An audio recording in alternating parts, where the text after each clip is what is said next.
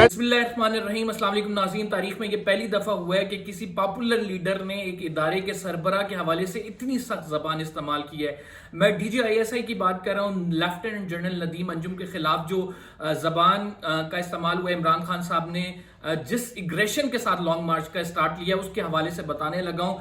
इससे पहले DGISI के हवाले से जो भी स्टेटमेंट देता था बड़ा मुहतात होता था और तमाम दायरे कार को देखकर ये स्टेटमेंट दी जाती थी। लेकिन अब ये ऐसा लग रहा है कि दोनों एक तो पॉपुलर लीडर और दूसरी जानिब एक इदारे के सरबराह आमने सामने आके ये लोग खड़े हो गए हैं, और जो कि बहुत गलत है, मुल्क के लिए बहुत नुकसानदेह है। क्या ज़बान इस्तेमाल की गई है ये मैं आपको आगे चल के व्लॉग में बताऊंगा। लेकिन राइट नाउ जो है रेड लाइन क्रॉस कर ली गई है। रेड लाइन पे इमरान खान साहब खड़े हैं। लॉन्ग मार्च का आगाज हो चुका है। मुल्क के हालात कुछ अच्छे नहीं लग रहे हैं। तमाम तफसीलात आपको बताने लगा हूं। इंटेलिजेंस एजेंसीज की रिपोर्ट आई है और उस रिपोर्ट में लॉन्ग मार्च के हवाले से बड़े इंकशाफात किए गए हैं। फैसल वाडा साहब कुछ देर बाद एक अहम प्रेस कॉन्फ्रेंस करने जा रहे हैं, और फैसल वाडा साहब आपको पता है कि इस टाइम इमरान खान साहब के खिलाफ हो चुके हैं। प्रेस कॉन्फ्रेंस में बड़ी रिवीलिंग चीजें बताने जा रहे हैं। मैं इस व्लॉग में तमाम चीजें आपको एक्सप्लेन करूंगा।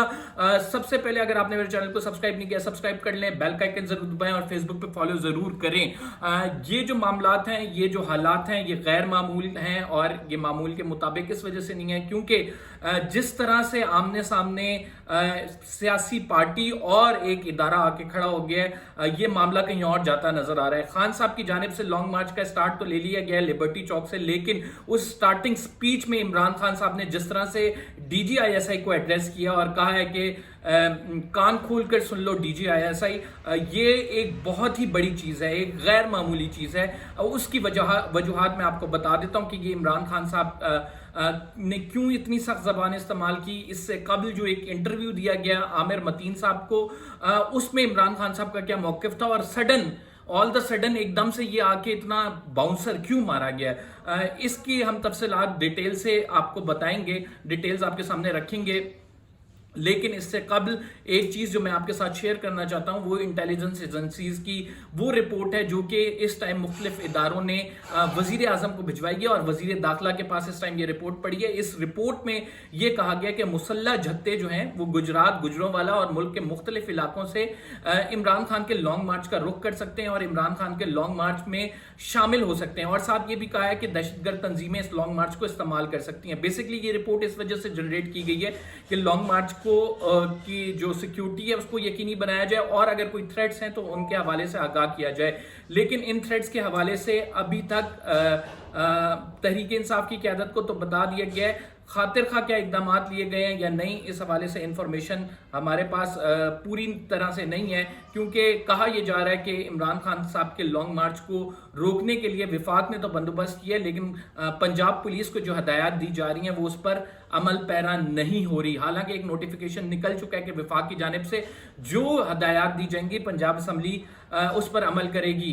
इमरान खान साहब ने रेड लाइन किस तरह से क्रॉस कर ली है? इमरान खान साहब ने DGISI को मुखातिब करके कहा है कान खोलकर सुन लो, और साथ कहा है कि मेरे पास मैं भी बहुत बातें कर सकता हूं, लेकिन मैं अपनी मुल्क और फौज के इंटरेस्ट में कि मेरा मुल्क मजबूत रहे, मेरी फौज मजबूत रहे, मैं नहीं कह रहा। ये बंद बैठकों की बातें हैं, जिसके हवाले से आमिर मतीन साहब ने गुज़िश्ता रात जब इमरान खान साहब का इंटरव्यू किया तो उनसे पूछा कि DGISI की जानिब से जो इल्ज़ामात का बताया जा रहा है उस पर आप किस तरह से रिस्पॉन्ड करेंगे। उन्होंने कहा कि सिर्फ बंद कमरों में ये बातें नहीं हुई थी, इसके अलावा मजीद सख्त बातें हुई थी, और वो मैं सारी खोलनी नहीं चाहता क्योंकि उसकी वजह से हमारी फौज को नुकसान होगा, फौज को बतौर इदारा नुकसान होगा, और ISI के इदारे को नुकसान होगा। लिहाजा इमरान खान साहब ने कहा कि मैं बहुत सारी बातें हैं जो बता सकता हूं, लेकिन मैं नहीं बता रहा।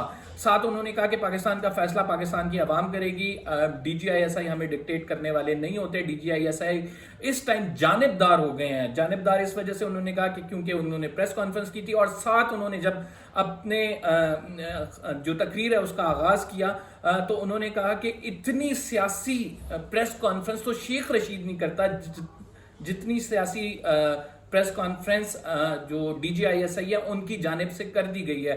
तो अगर देखा जाए एज अ जर्नलिस्ट मैं ये समझता हूँ कि ये एक रेड लाइन थी जिसको इमरान खान साहब टच कर चुके हैं, और इसके कॉन्सिक्वेंसेस और नताइज होंगे, आप माने ना माने, लेकिन ये बात छोटी नहीं है, ये बात बड़ी है, और इसको इदारे देखेंगे, इस पर ویجیلنسی کے ساتھ جو آپ یہ کہہ سکتے ہیں اس کے خلاف کارروائی بھی ہو سکتی ہے عمران خان کے جو عمران خان صاحب نے, کیونکہ آپ کو یاد ہے کہ عمران خان صاحب نے زیبا چودھری کے حوالے سے جو زبان استعمال کی تھی اس کے کانسیکوینسز کے حوالے سے اسلام آباد ہائی کورٹ میں پیشیاں بھگتنی پڑی تھیں. اینٹی ٹیررزم کورٹ میں عمران خان پہ دہشت گردی کا مقدمہ ہو گیا تھا, اور اب جو ایک ایسا ادارہ جس کے حوالے سے تمام سیاستدان بولنے سے محتاط رہتے ہیں, صحافی نام لینا پسند نہیں کرتے ہیں, اور جس ادارے کے خوف و مطلب ایک طرح سے خوف, اور اس ادارے کا چونکہ انٹیلیجنس ایجنسی ہے, اس ادارے کا اثر و رسوخ بھی اتنا ہے کہ کسی نہ کسی طرح سے وہ ادارہ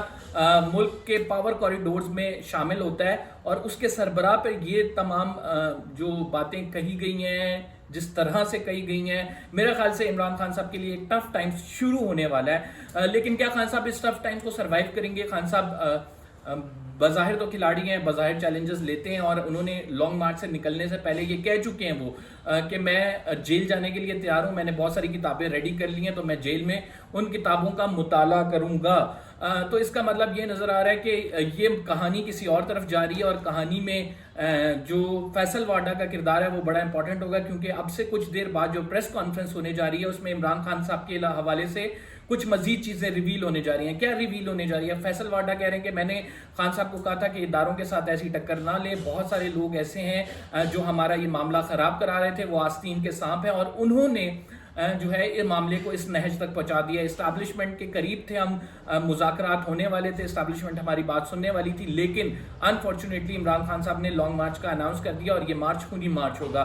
فیصل واڈا جو اس پریس کانفرنس کریں گے اس پہ میں آپ کو بعد میں بھی اپڈیٹ کروں گا, لیکن جو خبر آ رہی تھی کہ پنجاب سے 5 اراکین جو ہیں وہ جانے لگے ہیں, کیونکہ ایک تیاری ہو رہی ہے کہ پنجاب میں حکومت تبدیل کی جائے اور کسی بھی طرح سے وہاں سے پی ٹی آئی کو ہٹایا جائے. تو اس خبر کے حوالے سے جو خرم لغاری صاحب نے 5 لوگوں کی نشاندہی کی تھی, ان سے ہمارا رابطہ ہوا ہے, اور انہوں نے کہا ہے کہ ہم تحریک انصاف چھوڑ کر نہیں جا رہے ہیں. رائٹ ناؤ تمام سیاسی لیڈر یہ سمجھتے ہیں کہ تحریک انصاف کے ساتھ رہنا چاہیے, لیکن عمران خان کا جو ایک بیانیہ ہے, عمران خان صاحب جس طرح سے ایڈریس کر رہے ہیں اداروں کو, ساتھ ہی وہ لوگ سمجھتے ہیں کہ اس طرح سے ایڈریس نہیں بھی کیا جانا چاہیے, بیکاز الٹیمیٹلی فوج اور ISI کا ادارہ ہمارا اپنا ہے, اور فوج مضبوط پاکستان کی ضمانت ہے. خان صاحب خود بھی یہ کہہ رہے ہیں, لیکن انفارچونیٹلی حالات اور معاملات اس سطح پہ آ گئے ہیں کہ دونوں آمنے سامنے ایک دوسرے کے کھڑے ہو گئے ہیں. خان صاحب کو پریس کانفرنس نہیں پسند آئی, انہوں نے کہا یہ سیاسی لیڈر کرتے ہیں, آپ غیر جانبداری آپ کی ختم ہوگی, آپ جانبدار ہو گئے.